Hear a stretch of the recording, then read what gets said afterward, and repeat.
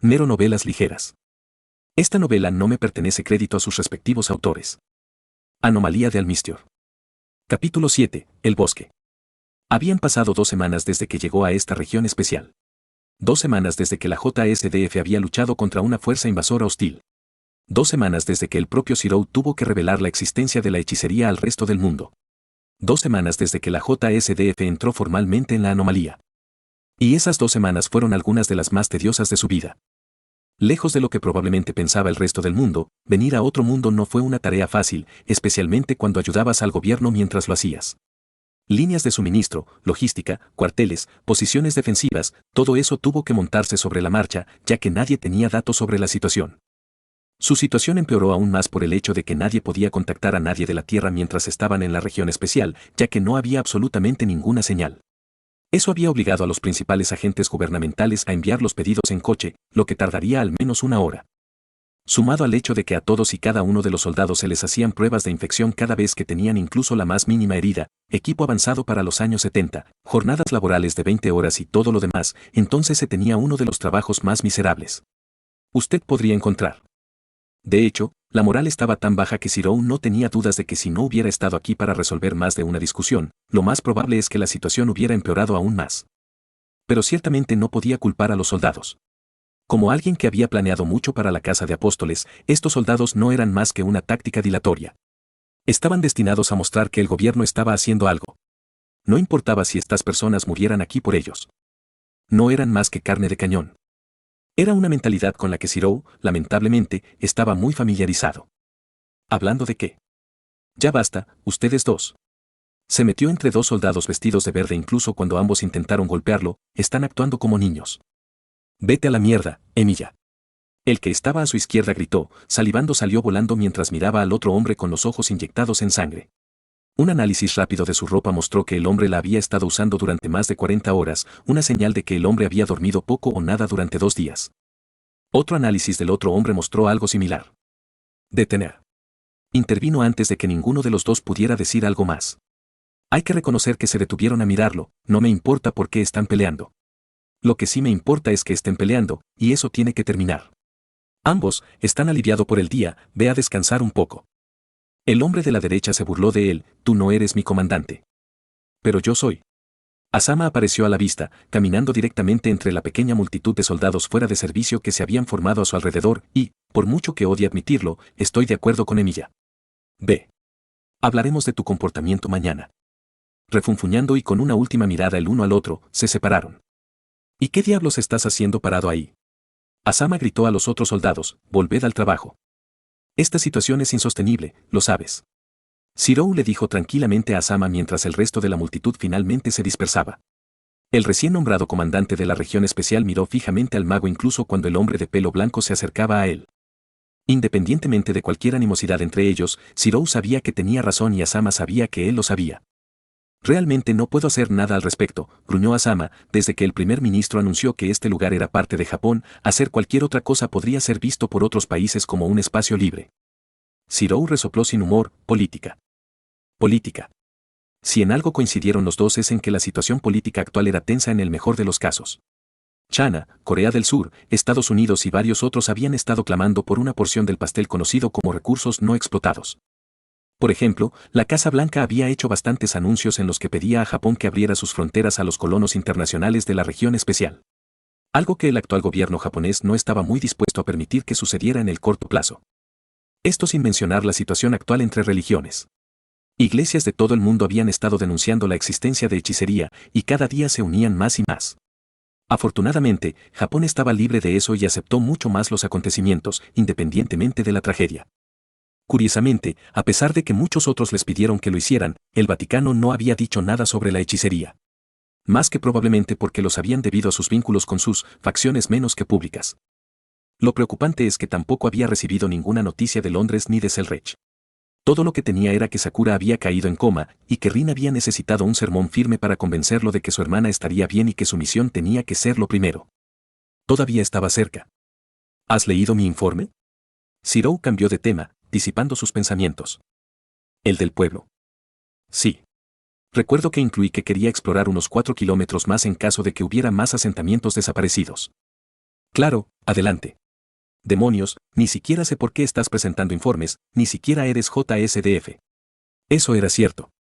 Zero había presentado un informe completo escrito a mano de 40 páginas sobre lo que había hecho antes de que vinieran. Fue bastante simple trazar un lápiz y un poco de papel, pero la parte más difícil de todo fue enviar el informe. Resulta que la gente normalmente no enviaba informes a organizaciones de las que no formaban parte, a diferencia de la Torre del Reloj, que exigía un informe de cada apóstol muerto asesinado, incluso si la persona ni siquiera era un ejecutor. Está bien. Saldré mañana por la mañana. La productividad era algo que Zero vivía y respiraba. Estaba arraigado en él desde una edad tan temprana, después del incendio, que incluso ahora no podía evitar intentar hacer algo cada vez que podía. Por eso, a la mañana siguiente, se despertó a las 4 e inmediatamente salió a correr. Simplemente hacer algo que fuera productivo, pero discreto. Mientras lo hacía, pasó junto a varios soldados que trabajaban incansablemente para construir alojamientos que, por lo que había oído, albergarían a los refuerzos que llegarían pronto. Inicialmente se había ofrecido a ayudar, pero lo habían rechazado con vehemencia, ya que no querían el dolor de cabeza de emplear a un civil técnico en un puesto de avanzada principalmente militar. Esa era otra cosa interesante, él realmente era solo un civil a sus ojos, y casi todos los soldados habían protestado por su presencia cuando llegaron por primera vez. No importaba lo que hubiera hecho durante Ginza. Le dijeron que ese no era un lugar para él, porque podría lastimarse. Que debería quedarse en Japón y ocuparse de lo que sea. Habría sido divertido si no hablaran en serio. Claro, habían visto numerosos videos de él derribando wyverns, pero al final del día, esos wyverns también fueron derribados con armas de fuego. Y si un wyvern podía ser derribado con un disparo bien colocado, entonces Zero también podría hacerlo. No tuvo el valor de decirles que había peleado peor y que probablemente había recibido más balas que todos ellos juntos y había vivido para contarlo. Ninguno de ellos sabía hasta qué punto era capaz de hacer. Ninguno de ellos, salvo Asama, ante su respeto a regañadientes. Ninguno de ellos sabía que, si hubieran venido a este lugar unos días antes, se habrían topado con las líneas enemigas, superados en número 100-1.